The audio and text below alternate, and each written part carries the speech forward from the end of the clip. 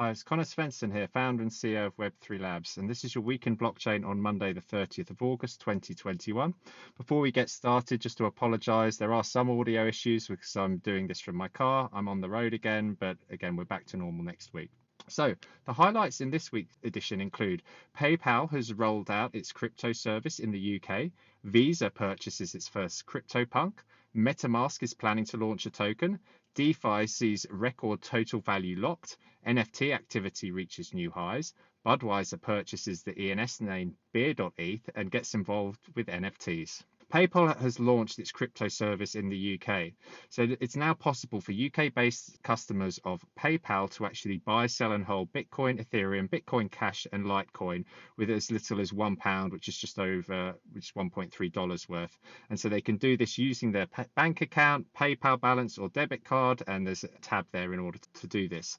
This is the second nation that PayPal has actually rolled out this functionality to. And again, it's big news from them because, of course, it's starting to help normalize crypto adoption and open it up to a much larger volume of people because, of course, so many people now use PayPal for commerce and online transactions. Paxos, the provider of the stablecoin, is rebranding it from the name Pax, PAX, to USDP. It's really a no-brainer here that they would want to do this, given that you already have things like USDT for Tether, USDC for Circle, and for Paxos to do that, it makes sense for them to follow suit there and help people more easily identify their specific stablecoin. The FTX exchange, which we've been talking about previously, which has been investing a lot in lucrative sponsorship deals, spanning sort of esports as well as traditional sports. They've now bought the Cal Memorial Stadium naming rights for the next 10 years. So Cal Athletics, which is the California Golden Bears, they recently signed a partnership deal that basically gives the FTX the naming rights sponsorship for a university sports stadium. Apparently it's worth 17.5 million and is valid for 10 years. DX seems to be getting absolutely everywhere now with regards to these sponsorship deals. They're not short of cash. They're doing incredibly well with their exchange and really broadcasting the reach of their message as much as possible with these sorts of sponsorships. So we'll see what happens next there. MicroStrategy as well. They've announced that they've done another purchase of Bitcoin, this time worth 177 million. This was just under 4,000 Bitcoin that they purchased, and this brings MicroStrategy's total Bitcoin holdings to over 108,000, which is worth approximately 5.3 billion. The company spent almost $3 billion at an average price of 27,000 per Bitcoin to get to this point. So Michael Saylor has been very vocal in the past about his intent is to go all in on Bitcoin for the treasury side. So and MicroStrategy, the company, is continuing to make money, so they're going to keep on purchasing it and building up the position that they have. The crypto exchange Kraken is now having to get a new EU license following Brexit. So what they're doing is they're currently speaking with a number of different regulators in a number of countries in Europe, trying to obtain a license to enter the European market before the end of the year. Basically, although it's there in Europe, it offers access to its European clients via an entity that's registered with the UK's Financial Conduct Authority. And of course, when Brexit happened at the beginning of this year, it meant that the financial regulation that they needed to adhere to changed in that regard, and so they need to work with the regulators in order to actually get back in officially there. The US infrastructure bill that we spoke about previously, this is now set for a vote at the end of next month. However, there's no changes to the crypto tax provisions. This is something that came up a few weeks ago, how there's in the US Senate, there's a $1 trillion infrastructure bill, and they did include references to crypto there, and that various classes of companies would need to report their holdings and returns and so on from it. However, a number of people were pushing for changes to this to ensure that it was actually slightly more friendly towards crypto. The fact that there is crypto explicitly referenced in the legislation is a good thing for the US more generally, but however, it's not quite as flexible as people would like. That being said, it's not going to be amended any further, and so the voting it in will be going ahead ahead at the end of the month. Cardano Foundation has partnered with Coinfirm and 6AMDL for compliance. So this is basically so that Coinfirm will be able to provide the same AML and analytics for assets that are minted on Cardano. The intent here is to ensure that Cardano's ADA token is in compliance with the Financial Action Task Force's guidelines, which is FATF. And what they want to do here is that the Cardano Foundation wants to use Coinfirm's services to provide AML or anti-money laundering and other things such as combating the financing of terrorism through this, and just be as compliant as possible basically there, which is of course a good thing. The Metamask wallet, which is widely used in people's browsers, is planning to launch their own crypto token and do an airdrop. So they held their first ever developer community call recently, and Metamask disclosed plans to actually do this token launch and airdrop. We spoke previously about how Metamask was bringing in over $100,000 per day. This was, I think, back in February with their token swap functionality. So they're doing really, really well in terms of having a proposition that's profitable and sustainably profitable.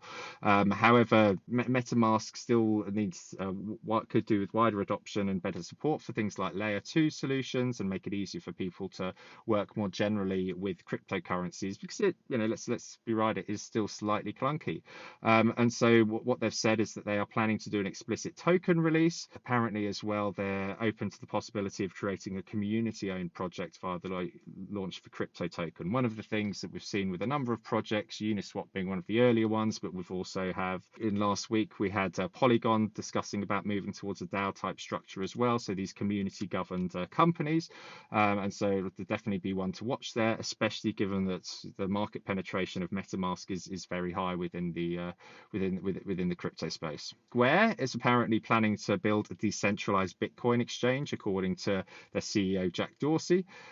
So they have their Cash App, which people are using to buy and sell Bitcoin. And we've talked previously about how Jack Dorsey's keen to see sort of a DeFi type infrastructure being built up on top of the Bitcoin network. However, what they want to do is create a decentralized exchange on it as well. So this would basically be a Bitcoin-based decentralized exchange, which would be different to some of the other offerings that are out there. But again, given that Bitcoin fundamentally was more built as a store of value and a payment solution rather than being a programmable platform, they're certainly going to have their work cut out in trying to actually do this. In the enterprise space, Microsoft, they've patented a token interoperability tool. So this is a crypto tool that allows developers to create ledger-independent tokens in a simple way. And Microsoft in the patent filing have called this a ledger-independent token service. And this service provides token templates, which represents different types of physical or digital assets. Microsoft have spoken here about how there's currently a lack of standardization in distributed ledger tokens, and this patent filing is mainly aimed at developers using enterprise platforms rather than public blockchains, and it mentions notable projects including Fabric, Corda, and Consensus's Quorum. Certainly before, Microsoft has been very active with regards to the token taxonomy, which is something tied in with the Interwork Alliance around actually providing standard business-centric templates for creating tokens there. So it's if this is tied in with that, it would certainly be quite a powerful combination for them. Crypto exchange Kraken has donated $250,000 to teams building on ETH2. So there's actually been a number of different projects that have joined Kraken in this fundraising round, but the intent here is that they're giving some funding to help fund the developer teams who provide the clients that actually run these networks there. So it's great to see this sort of support for the community, because a lot of this code is developed in an open source manner, and as a result, people aren't, it's not like they're licensing it and getting revenue for it. And so seeing these sorts of donations by leading companies is certainly a big news there.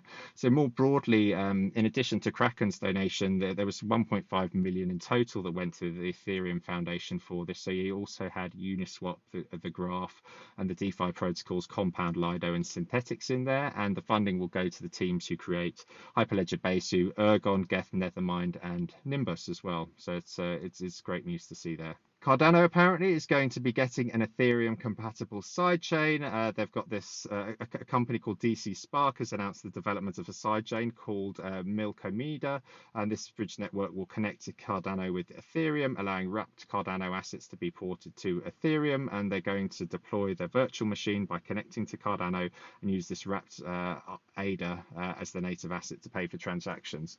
Certainly seeing bridges to actually build, bring together these these blockchain networks is a good step forward.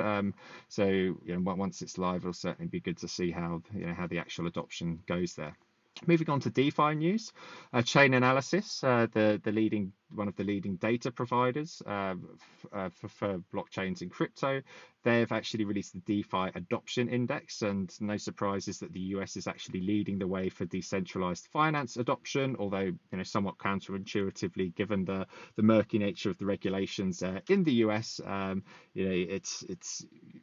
think it certainly shows why there's a real need for the US regulators to sort of get their act together more as well, to start to provide legislation here, given how popular DeFi is in that country there. Apparently, in the report, adoption's moving quickly in places with higher income populations that have already taken an interest in the cryptocurrency space. Apparently, they ranked 154 countries for this. The US, Vietnam, Thailand, China, and the UK rounded out the top 5 slots. And it was really those with the largest institutional and professional markets that apparently are driving the most DeFi adoption. The DeFi automatic market maker SushiSwap is supporting Avalanche as well. So Avalanche have got a $180 million incentive program. Many of these large popular protocols do. What SushiSwap have done here is actually basically provide support for people using SushiSwap on Avalanche.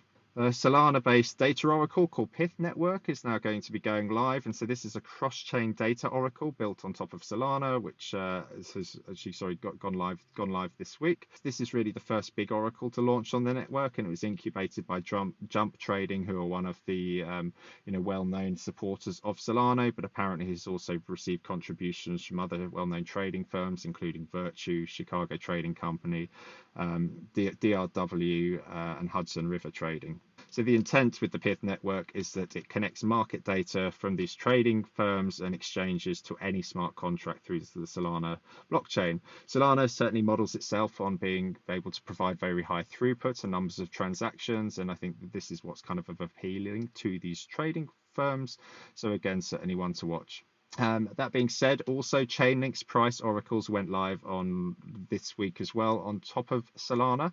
However, Chainlink is more about this, bridging and more generally different types of price oracles and so on, than being just focused narrowly on the financial use cases there. But again, it's good news to see that. Also in DeFi, the total value locked has hit a record 157 billion.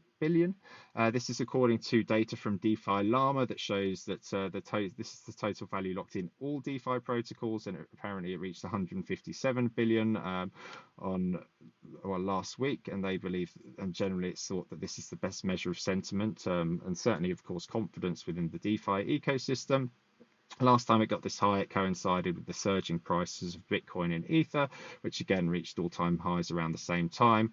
But that being said, now Bitcoin and Ether are more than 24% below their all-time highs as such. But we've certainly seen those certain DeFi tokens, having a surge in recent weeks as well, such as Uniswap and SushiSwap and PancakeSwap. So, is this are DeFi tokens going to start sort of surging ahead while the more conventional cryptocurrencies do not? Remains to be seen, but I'd imagine that this is still a long way. There's still many places the cryptos can go to. The SEC has signed a deal to investigate DeFi transactions with the Unchained.ai platform. They've signed a deal with the US SEC to monitor and regulate the industry. The initial value of the contract is $125,000 with a number of further option years to bring it up to over $600,000.